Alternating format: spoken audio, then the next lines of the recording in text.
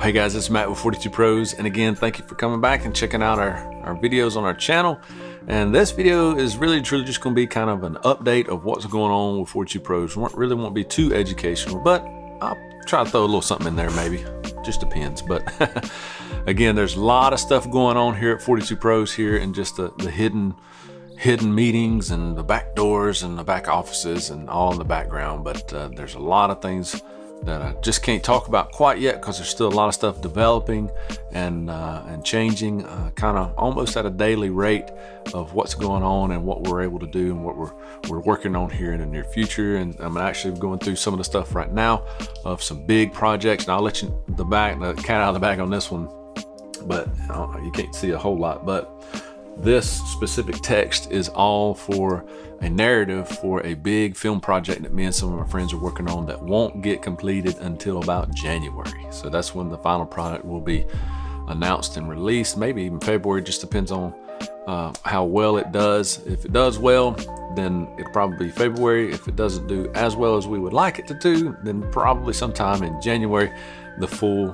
project will be released, and we'll definitely release it here on 42 Pros and maybe a couple of different outlets, maybe on Vimeo and whatnot. But yeah, so that's one of the things that's going on, and some of the other things we'll definitely get to as they develop and as I'm able to, you know, kind of let everybody know and kind of announce to the world of what's going on here with 42 Pros. But some of the things I can talk about is last week I finally had a chance to just kind of relax a little bit, get some rest after an epic photo shoot where I had a couple of models out and another photographer that I was helping out with some off-camera lighting lessons and just kind of teaching some basics there.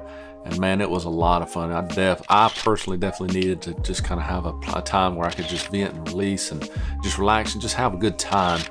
And I definitely had a good time behind my good old A7 III. I mean, that thing is just, I fell in love with that thing again. So on a different note, some of you may have known that I'd actually purchased another A7 III with the discount that Sony's got going on with, you know, trade up, trade in type thing, along with some other things. I was able to get an A7 III for a really good price. And after I bought it, some things come up and I said, you know what, I need to kind of readdress this and rethink through all of the options here, because Sony's coming out with probably 2 more cameras this year, and one of them is probably going to be another full frame, hopefully the A7S III, which should have the same body type as the A7R and A7S III with the same battery system, the Z battery, that Z battery. And so I said, you know what, let's just backtrack a little bit.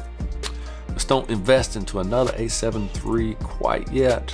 Let's get us a B camera and move forward, and then reinvest some of that money later on into another camera, and maybe trade in this new camera, which is the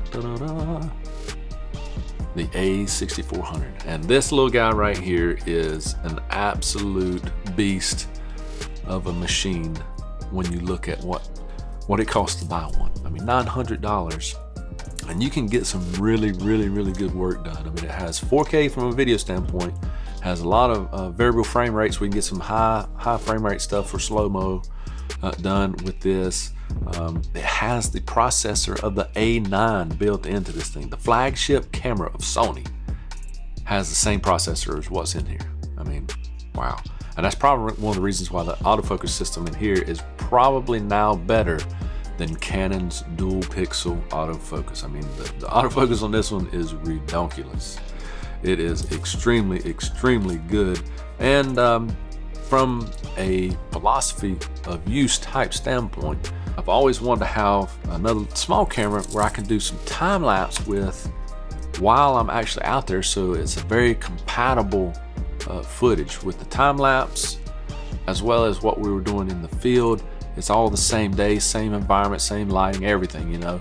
I've been looking for that for a good little while, and I couldn't really find a good package because, you know, I didn't want to carry another big full frame camera and all the stuff that was required with that. But now with the new firmware that's in the A6400 that is coming to the A9 and the A7 III, we have built-in intervalometers into this camera. So now we can stay small, concise, and compact and lightweight, very important, to get these things done for me. So from a gear standpoint and just how I'm using it from a system, this is really more beneficial right now than the A7 III, because we're still waiting on that firmware update to come out. After all, this is what, the 26th or 7th of March, I think, when I'm recording this. So yeah, very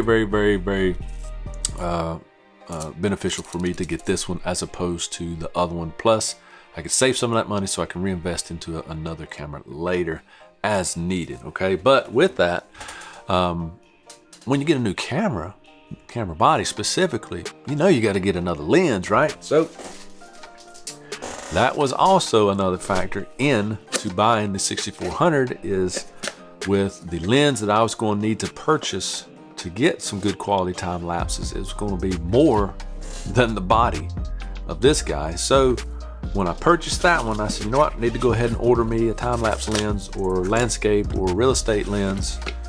And we got this guy, old Rokinon 12mm f2 lens. And I've seen a lot of good reports and reviews and whatnot of this lens. It's maybe not the absolute sharpest at f2, but it's definitely going to do what it needs to do for me.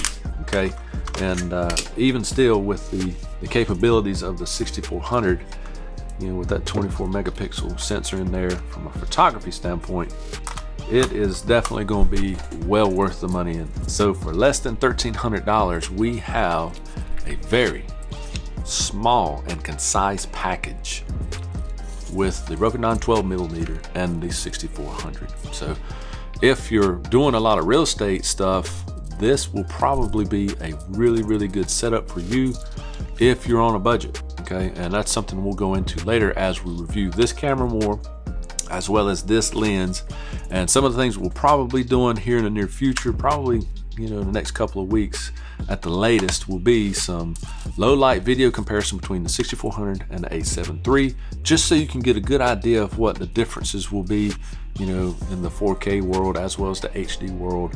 That's some of the new gear. That's what we'll be using it for. And yeah, so hopefully we can get some of that content out here in the very near future. But on a different note, when we do announce a couple of new things, we are going to be doing that on our Facebook page. So if you hadn't went over there and hit like on our Facebook page and started following us yet, go ahead and do so. There will be a link in the description below. But over there on Facebook, that's where we're going to be doing some cool announcements, some giveaways here in the near future, some big giveaways too, especially for those outdoors men and women that love to film their adventures out there in the hunting world.